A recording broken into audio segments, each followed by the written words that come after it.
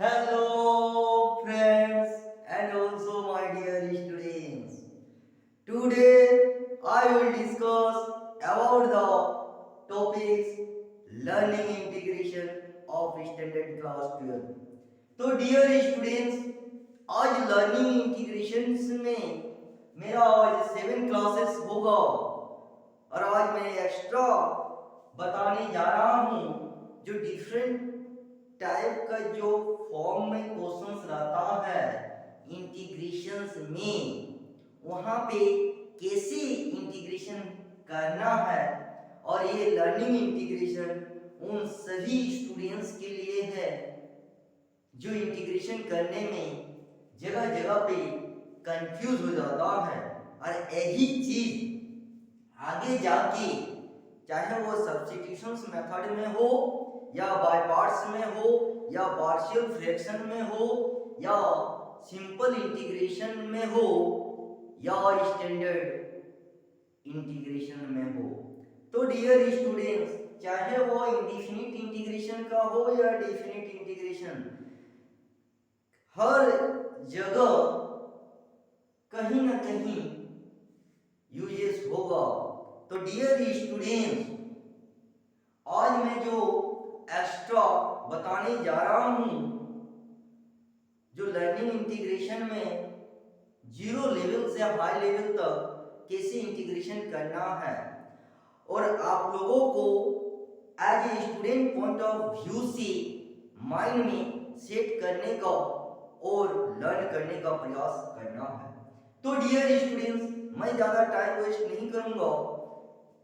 यहाँ का जितना भी क्वेश्चन है वन बाय वन आप लोगों को समझने का, लर्न करने का और माइंड में सेट करने का प्रयास करना है।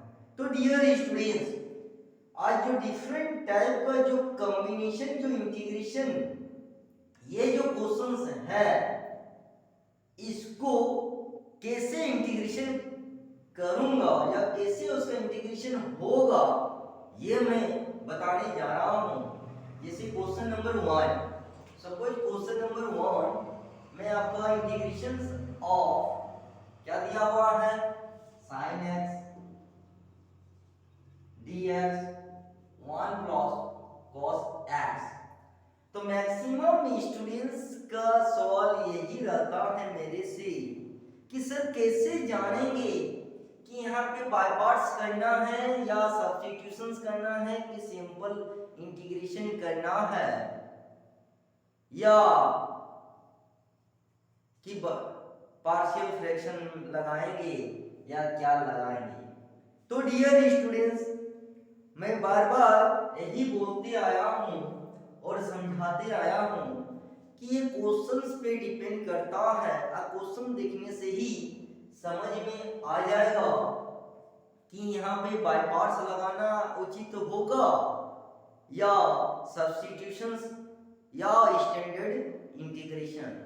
तो डियर स्टूडेंट्स यदि यहाँ सब्स्टिट्यूशंस मेथड से ही आसानी से बन जाता है तो बाय पार्ट्स लगाने की कोई जरूरत नहीं है। यदि सब्स्टिट्यूशन से नहीं होगा, सिंपल इंटीग्रेशन से नहीं होगा तब जाके अप्लाई बाय पार्ट्स में करना है या तो स्टैंडर्ड इंटीग्रेशंस में। आपके पास सभी टाइप का सभी मेथड्स आपके पास अवेलेबल है।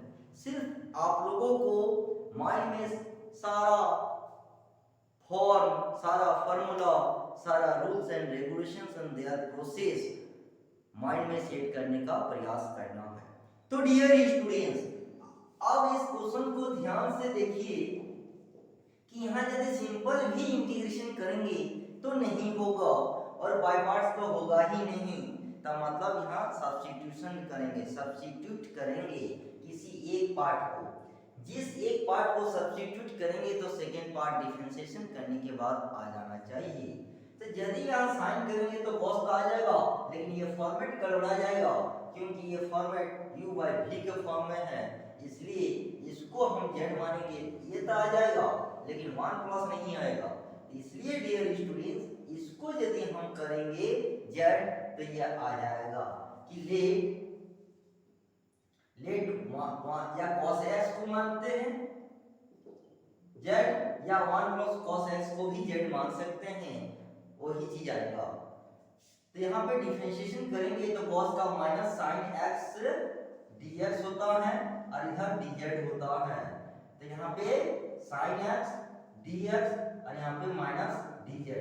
अब इसका वैल्यू पुट कर दीजिए, आ गया साइन एक्स dx की जगह माइनस को बाहर निकाल दीजिए dz और यहाँ पे 1 प्लस z। अब यहाँ पे माइनस, यहाँ पे क्या हो जाएगा log 1 प्लस z हो गया। अब माइनस को यहाँ भी लगा सकते हैं -1, तो मतलब ये log 1 प्लस z -1 और इसको माइनस है तो डिवाइड भी लगा सकते हैं। तो log 1 बाय 1 प्लस z का प्लस c और z का वैल्यू आप पुट कर दीजिए। तो log 1 bye 1 plus cos x plus c और c इज इंटीग्रेशन कांस्टेंट, मतलब इसके बाद कोई इंटीग्रेशन और नहीं होगा। तो डियर स्टूडेंट, ये क्वेश्चंस पे डिपेंड करता है कि यहाँ पे बाय पार्ट्स लगाना उचित होगा या सब्स्टिट्यूशंस लगाना उचित होगा या सिंपल इंटीग्रेशन से ही बन जाएगा। तो आप सभी को मैं एडवाइस देना चाहूंगा, यदि आसानी से सब्स्टिट्यूशन से ही बन जाता है तो वहां पे बाय पार्ट्स लगाने की कोई जरूरत नहीं। Dear students, try to understand about this questions. कोई भी क्वेश्चंस, कोई भी इंटीग्रेशन का हो, यदि वो सिंपल से ही बन जाता है तो बाय पार्ट्स के बारे में सोचने की कोई जरूरत नहीं है। यदि वो सब्स्टिट्यूशन से ही बन जाता है तो पार्शियल फ्रैक्शन लगाने का और स्टैंडर्ड लगाने का कोई जरूरत नहीं है। जब ये सब नहीं होगा तब आपको बाय पार्ट्स आइलेट को ध्यान में रख के अरेंज करने के बाद इंटीग्रेशन कर देना है। तो डियर स्टूडेंट्स, अब रही बात पार्शियल फ्रैक्शन, तो वो अलजेब्रिक फॉर्मेट में रहता है। तो जब आपका पार्शियल फ्रैक्शन अलजेब्रिक फंक्शंस में रहेगा तब आप लोगों को पार्शियल फ्रैक्शन में अप्लाई करना है। अदरवाइज बाकी जो है फंक्शंस, चाहे वो ट्रिग्नोमेट्री का हो या लॉगरिथम्स का हो या एक्सपोनेंट हो या इनवर्स, वहां पे चेक कीजिएगा कि यदि सिंपल से निकल जाता है तो सिंपल अप्लाई कीजिए या तो सब्स्टिट्यूशन, और नहीं होगा तो फिर बाय पार्ट्स। तो डियर स्टूडेंट्स, ये रहा क्वेश्चन नंबर 1। अब आप आगे आते हैं क्वेश्चन नंबर 2। क्वेश्चन नंबर 2 में है कि क्वेश्चन नंबर 2 कि integration of sec square x dx और 1 प्लस 10x। तो डियर स्टूडेंट्स, यहां भी फॉर्मेट को देखिए इस क्वेश्चंस को कि यहां भी बाय पार्ट्स नहीं लगेगा, तो ऑब्वियसली इसको सब्स्टिट्यूट करना है और ऐसा सब्स्टिट्यूट करना है कि सेकंड पार्ट डिफरेंशिएशन करने के बाद आ जाना चाहिए। तो यहाँ पे यदि हम इसको sec x dx को माने sec स्क्वायर x को यदि z मानेंगे तो ये कभी नहीं आएगा, तब मतलब 10 को मानना होगा। Late 10x equal to z, और 10x का होता है sec स्क्वायर x dx और इधर dz। अब इसका यदि वैल्यू बिठा देंगे तो क्या हो जाएगा, dz, इसका वैल्यू आ गया 1 प्लस z, तो मतलब log 1 plus z plus c, और z का वैल्यू आप पुट कर दीजिए 1 प्लस z का वैल्यू 10x प्लस c। तो डियर स्टूडेंट्स, जिस स्टूडेंट्स को दिक्कत होता है इंटीग्रेशन करने में, इसीलिए मैं लर्निंग इंटीग्रेशन के नाम से स्टार्ट किया हूं, और आज मेरा लास्ट क्लास है और आप सभी को और दिक्कत कहीं नहीं आना चाहिए, क्योंकि यही चीज कहीं ना कहीं बाय पार्ट्स में, कहीं ना कहीं सब्स्टिट्यूशंस में और कहीं ना कहीं सिंपल इंटीग्रेशन में यूजेस होगा। कैसे होगा वो मैं इस लास्ट क्वेश्चंस के बाद मैं आइडिया देने जा रहा हूं और मैं आइडिया दे दूंगा। अब क्वेश्चन नंबर थर्ड, अब क्वेश्चन नंबर थर्ड को भी देखिए कि 3 में दिया है कि cos x integration of cos x dx by 1 plus sin x। Just question number 1 का ऑपोजिट है क्वेश्चन नंबर 3। यहां पे क्या है कि cos x dx 1 plus sin x। तो यहां पे भी हम लोग लेट करेंगे इस पार्ट को कि sin x को हम लोग z मानेंगे, तो डिफरेंशिएशन sin का cos x dx dz। अब इसका वैल्यू यहां पे पुट कर दीजिए तो क्या हो जाएगा dz 1 प्लस z। मजेदार बात क्या है डियर स्टूडेंट्स, इस फॉर्म में रहेगा तो सब में नीचे का log 1 बाय log z होगा, log 1 प्लस z या dz by z log z, मतलब log यहां पे 1 है तो log 1 plus z plus c सब में आएगा। तो log और यहां पे 1 प्लस z का value sin x plus c। Same to same substitute जितना भी क्वेश्चंस है यहाँ पे देखने से ही पता चल रहा है कि यहाँ पे बाय पार्ट्स लगाने की कोई जरूरत नहीं है, आसानी से सब्स्टिट्यूट करने से ही आ जाएगा। Question number 4। अब आते हैं क्वेश्चन नंबर 4। तो डियर स्टूडेंट, इस टाइप से आप लोगों को प्रैक्टिस करने का प्रयास करना है और आपके पास जो भी पब्लिकेशंस का हो, जो भी पब्लिकेशंस का हो, जब यहां से लर्न हो जाएगा लाइटली देख लेना है। यदि वहां एक्स्ट्रा क्वेश्चन है तो उसको प्रैक्टिस कीजिए, एक्स्ट्रा नहीं है तो देखने से ही समझ में आ जाना चाहिए कि हाउ टू सॉल्व या how to integrations about any questions in your different type publication books, maths books. अब question number 4, integration of cosec square x dx by 1 plus cot x। Same to same dear student, let इसी को करेंगे cot x को z। अब इसका integration minus होता है, minus cosec square x dx, यहाँ पे dz, तो यहाँ पे cosec स्क्वायर x dx का इधर माइनस हो जाएगा, माइनस dz। अब इस चीज को यहाँ पुट कर दीजिए, माइनस बाहर निकाल दीजिए dz और यहाँ पे 1 प्लस z, तो माइनस log 1 प्लस z।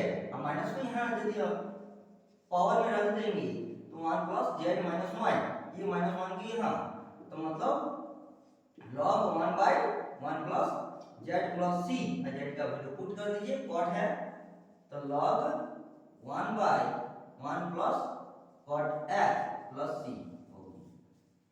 तो डियर स्टूडेंट्स, देखने से ही पता चल जाता है क्वेश्चंस को कि यहाँ पे सब्स्टिट्यूट कर देने से ही इंटीग्रेशन आसानी से निकल जाएगा। तो डियर स्टूडेंट्स, आप सभी को मैं सलाह देना चाहूंगा, क्वेश्चन देखने के बाद ही डिसाइड कर लेना है तुरंत कि यहाँ सब्स्टिट्यूट लगाने से अच्छा होगा कि बाय पार्ट्स लगाने। बाय पार्ट्स थोड़ा लेंदी होगा, सब्स्टिट्यूट थोड़ा सा छोटा होगा सब्स्टिट्यूट मेथड से। इसलिए डियर स्टूडेंट्स, यदि आपका सिंपल इंटीग्रेशन से ही बन जाता है या सब्स्टिट्यूशन मेथड अप्लाई करने से बन जाता है तो वहां पे बाय पार्ट्स लगाने की और स्टैंडर्ड इंटीग्रेशन का फॉर्मूला लगाने की जरूरत नहीं। अब आते हैं क्वेश्चन नंबर 5। क्वेश्चन नंबर 5 बोलता है कि integration of sec x into 10x dx by 1 plus sec x, इसका इंटीग्रेशन क्या होगा। तब आते हैं क्वेश्चन नंबर 5। क्वेश्चन नंबर 5 कि sec x into 10x dx by 1 plus sec x। Same to same dear students, यहाँ पे लेट करेंगे कि sec x को z मानेंगे। अब इसका डिफरेंशिएशन यदि निकालेंगे तो sec x into 10x dx और इधर dz।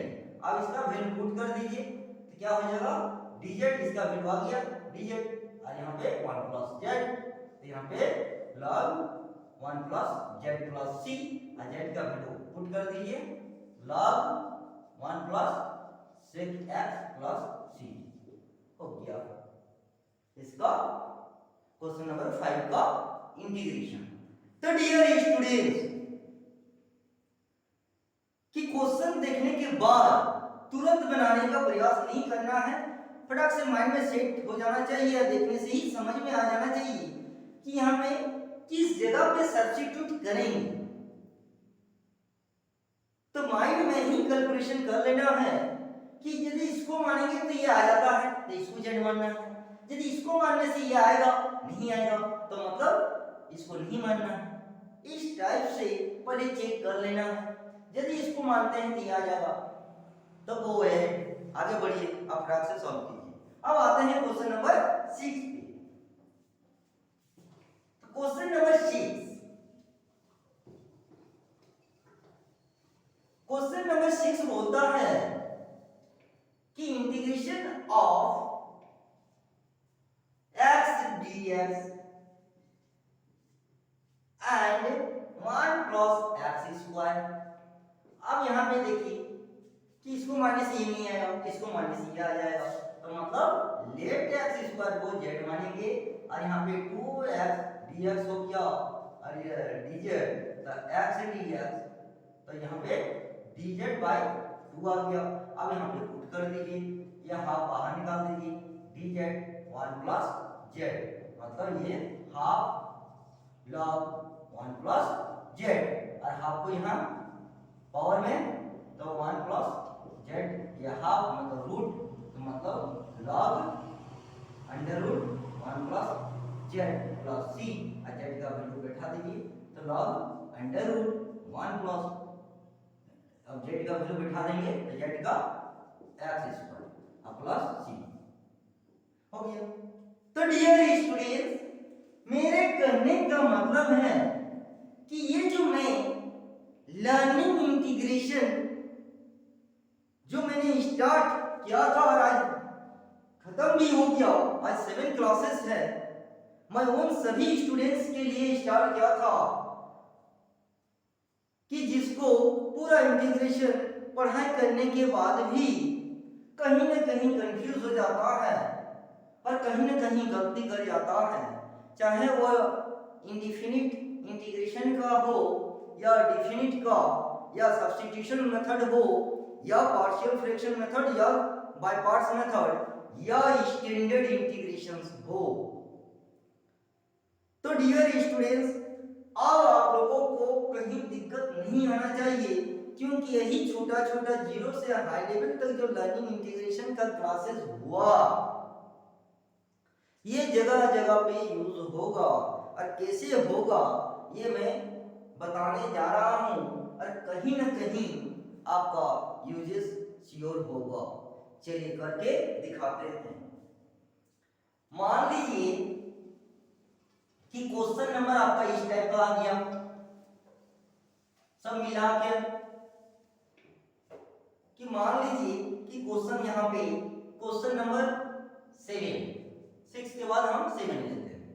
यहाँ पे मान लीजिए x है, यहाँ पे sin x है, यहाँ पे ex है ना, एंड यहाँ पे cos x एंड dx हो गया। अब ये देखने से पता चल गया कि ये सिंपल फॉर्म में है, यदि इसको अलग अलग करेंगे तो आपके पास ये आ जाएगा कि x dx sin x dx and integration ex dx and integration of cos x dx। देखिए सेपरेट हो गया। अब सेपरेट को यदि x को मानेंगे तो यहाँ x square by 2x dx का इंटीग्रेशन। अब यहाँ पे sin x है, अब sin x का ऑलरेडी मैं बता चुका हूँ, यहाँ यूज आ गया, तो यहाँ पे क्या हो जाएगा कि माइनस होता है तो माइनस cos x, एक्सपोनेंट का एक्सपोनेंट ही होता है एंड cos का sin x होता है, तो मतलब इसको यदि अरेंज करेंगे तो x square plus minus minus cos x plus ex plus sin x। Zero level से हाई लेवल लर्निंग इंटीग्रेशन बताने का मतलब क्या है कि कहीं ना कहीं आपका यूजेस होगा, कहीं ना कहीं आप जब एक साथ इंटीग्रेशन कीजिएगा सभी फंक्शंस का तो कहीं ना कहीं यूज हो रहा है। इसलिए डियर स्टूडेंट लर्निंग इंटीग्रेशन शुरुआत करने का मेरा मेन ऑब्जेक्ट था कि उन स्टूडेंट्स के लिए कि कहीं ना कहीं गलती कर जाता है। जब लर्निंग इंटीग्रेशन हो गया तो कहीं का भी कोई भी क्वेश्चन रहेगा उसका यूज होगा और आप लोग इजीली सॉल्व कर सकते हैं।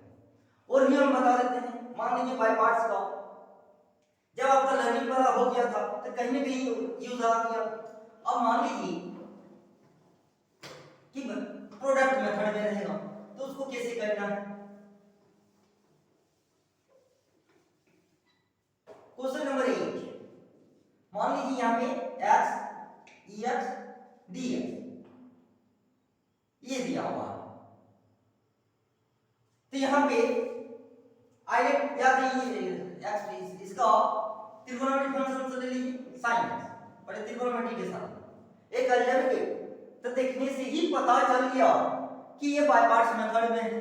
तो सबसे पहले आइलेट को ध्यान में रखना है, आइलेट के हिसाब से त्रिकोणमिति बाद में है अलजेब्रिक ये अरेंज किया हुआ है। तो देखिए कहीं ना कहीं यूज हो रहा है। जो जीरो लेवल से हाई लेवल तक जो लर्निंग इंटीग्रेशन में जो आप लोग सीखे, जो क्लासेस आप लोग किए, वहां से अलजेब्रा भी है, अलजेब्रिक फंक्शंस भी है और त्रिकोणमिति। अब यहाँ पे जब बाय पार्ट्स करेंगे तो वो जीरो लेवल यहाँ कम आ जाएगा, यहाँ आ जाएगा। तो यहाँ पे बाय पार्ट्स यदि लगाएंगे तो यहाँ पे बाय पार्ट्स ही लगेगा, क्योंकि यहाँ पे सब्स्टिट्यूशन लगेगा नहीं, क्योंकि x को मानेंगे तो ये नहीं आएगा, इसको मानेंगे तो ये नहीं आएगा। तो obviously to apply by parts method. तो यहाँ पे बाय पार्ट्स का पहले फॉर्मूला लिखिए, integrations of u v dx, तो यहाँ पे u v dx integration of bracket close dx, यहाँ पे u और यहाँ पे v dx ब्रैकेट क्लोज हो जाएगा इधर से और ये v dx। अब यहाँ पे यही वैल्यू u का वैल्यू x है और v का वैल्यू यहाँ पे sin x है। अब ये ही वैल्यू आप यहाँ पे पुट कर दीजिए इक्वेशन 1 इस फॉर्मूला में, तो क्या हो जाएगा कि u की जगह x लिखना है तो यहाँ पे x लिखना है, यहाँ पे sin x dx और यहाँ पे ब्रैकेट के अंदर डिफरेंशिएशन ऑफ x और यहाँ पे sin x dx and bracket के बाद dx। तो यहाँ पे sin का माइनस cos होता है तो x cos x 1 minus cos x dx, तो minus x cos x minus minus plus यहाँ पे cos x dx और यहाँ पे माइनस x cos x और प्लस cos का integration sin x plus c हो गया इंटीग्रेशन।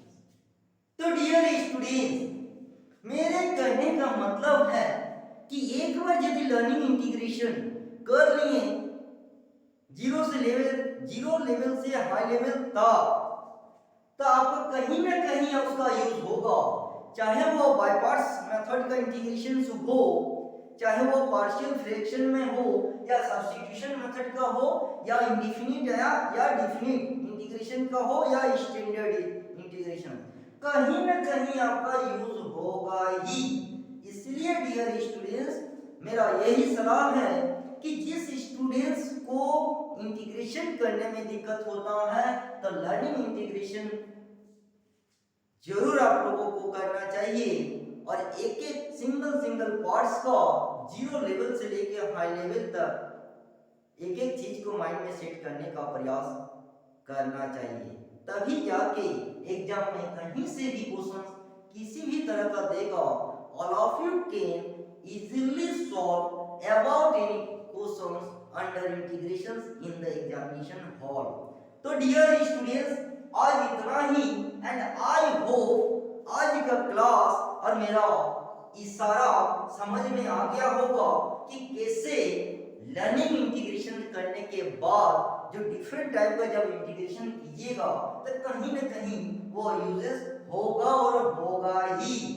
तो डियर स्टूडेंट्स आई होप आज का क्लास अच्छा लगा होगा और फिर नेक्स्ट क्लास में किसी और टॉपिक्स के साथ आप लोगों के साथ डिस्कशंस करूंगा। तो तब तक के लिए थैंक यू।